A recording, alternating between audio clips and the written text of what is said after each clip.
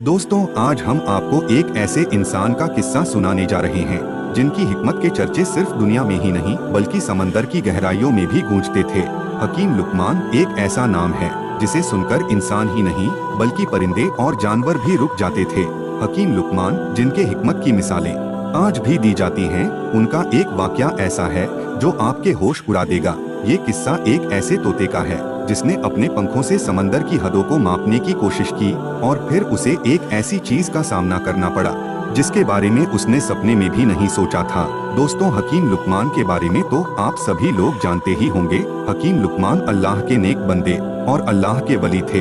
हकीम लुकमान रहमतुल्लाह अलैह की विलादत हजरत दाऊद अलैहिस्सलाम के दौर में हुई और आपका विशाल हजरत यूनुस अलैहिस्सलाम के दौर में हुआ, जो गुमला के करीब है और गुमला फलस्तीन में है।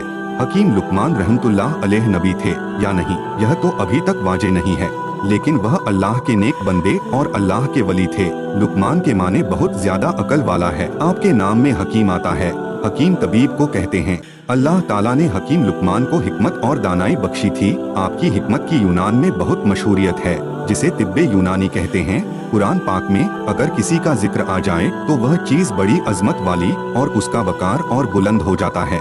मगर यहाँ तो अल्लाह ताला ने हकीम लुकमान के नाम से एक पूरी सूरत नाजिल फरमाई है। इनके हिकमत और दानाई के बहुत सारे वाक्य मौजूद है।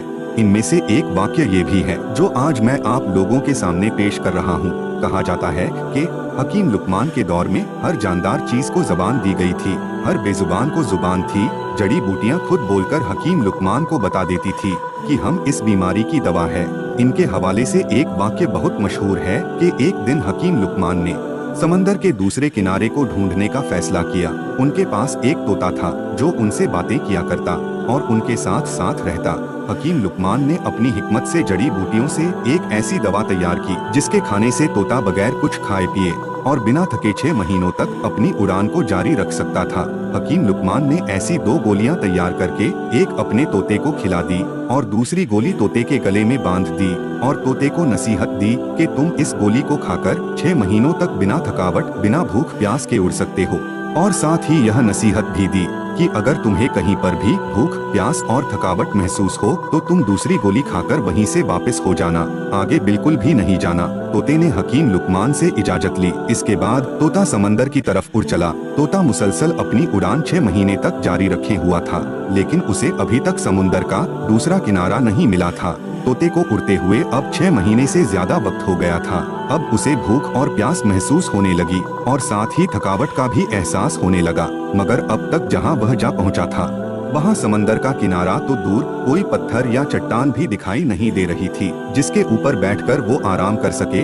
थोड़ा आगे जाने के बाद आखिरकार समंदर में उसे एक चट्टान नजर आई। तोता उसके ऊपर जाकर बैठ गया। दरअसल वह चट्टान नहीं बल्कि एक बहुत बड़ी मछली थी, मगर तोते को अभी ये नहीं पता था कि ये चट्टान नहीं, एक बहुत बड़ी मछली है। थोड़ी ही देर में उस मछली ने थोड़ी हरकत की तो तोता बहुत हैरान और परेशान हो गया। अभी तोता ये सोच ही रहा था कि ये चट्टान हिल क्यों रही है, तभी मछली ने अपना मुंह बाहर निकाला तो वो मछली भी इस तोते को देखकर हैरान हो गई और इस तोते से बात करने लगी। क्योंकि उस वक्त अल्लाह ने हर चीज को जबान दी थी, इसलिए मछली ने उस तोते से पूछा, तुम कौन हो और यहाँ तक कैसे पहुँचे? तोते ने कहा, तुम कौन हो? तो मछली ने कहा कि मैं इस समंदर में रहने वाली अल्लाह ताला की कई सारी मखलूक में से एक हूँ। तोता मछली की बात सुनकर और भी ज्यादा हैरानी में पड़ गया और बोलने लगा कि अल्लाह की पनाह, मैंने अपनी जिंदगी में आज तक इतनी बड़ी मखलूक नहीं देखी। फिर तोते ने कहा कि मैं हकीम लुकमान का तोता हूँ और मुझे हकीम लुकमान ने समंदर का दूसरा किनारा ढूंढने के लिए भेजा है। मैंने बहुत ज्यादा सफर किया है मगर अभी तक मुझे समंदर का दूसरा किनारा नहीं मिला। अब मैं बहुत थक गया हूँ और अब मैं इससे ज्यादा आगे नहीं जा सकता। क्या तुम जानती हो कि समुंदर का दूसरा किनारा कहाँ है? तो मछली ने कहा कि तुम मुझे पहले ये बताओ कि तुम यहाँ तक पहुँचे कैसे? ना तो यहाँ पर कोई पहाड़ है, ना ही यहाँ कोई जंगल है और ना ही कोई दरख्त जिस पर बैठकर तुम आराम कर करके यहाँ तक पहुँच सके। तब उसने हकीम लुकमान का सारा माजरा उस मछली को सुना दिया। फिर मछली ने कहा, समंदर का दूसरा किनारा कहाँ है ये तो मुझे भी मालूम नहीं, लेकिन मैं इतना कर सकती हूँ कि तुम जहाँ से आए हो मैं तुम्हें वहाँ पहुँचा सकती हूँ। क्योंकि अगर मैं समंदर के अंदर जाती हूँ तो बहुत बड़ी बड़ी मछलियाँ समंदर में मौजूद है जो मुझे खा सकती है। तोते ने कहा, ठीक है, तुम मुझे वहाँ भेज दो जहाँ से मैं आया हूँ। मछली ने कहा कि तुम मेरी पीठ के ऊपर बैठ जाओ। तोते ने ऐसा ही किया और वो मछली की पीठ के ऊपर बैठ गया। फिर मछली ने पलक झपकते ही उस तोते को उस जगह पर पहुंचा दिया जहां से वह चला था।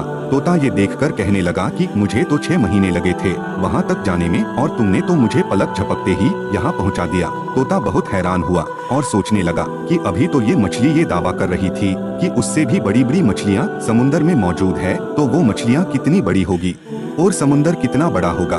तोता हकीम लुकमान के पास गया और सारा माजरा हकीम लुकमान को सुना दिया।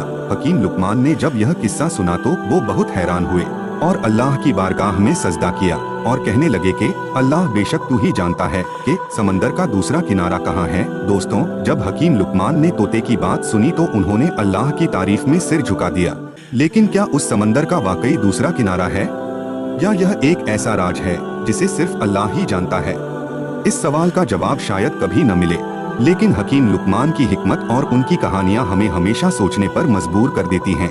अगर आपको भी हकीम लुकमान की हिकमत भरी कहानियों में दिलचस्पी है, अगर आप लोगों को लुकमान हकीम के और किस्से या वाकया के बारे में जानना चाहते हैं तो मुझे कमेंट सेक्शन में जरूर बताएं। हमारे चैनल की लेटेस्ट अपडेट पाने के लिए चैनल को सब्सक्राइब करके बेल आइकन को ऑल पर क्लिक कर दे, क्योंकि हर किस्सा अपने साथ एक नया सबक और एक नया रहस्य लेकर आता है। आज की वीडियो में बस इतना ही। वीडियो को लाइक शेयर करना ना भूले। मिलते हैं अगली वीडियो में। खुदा हाफिज।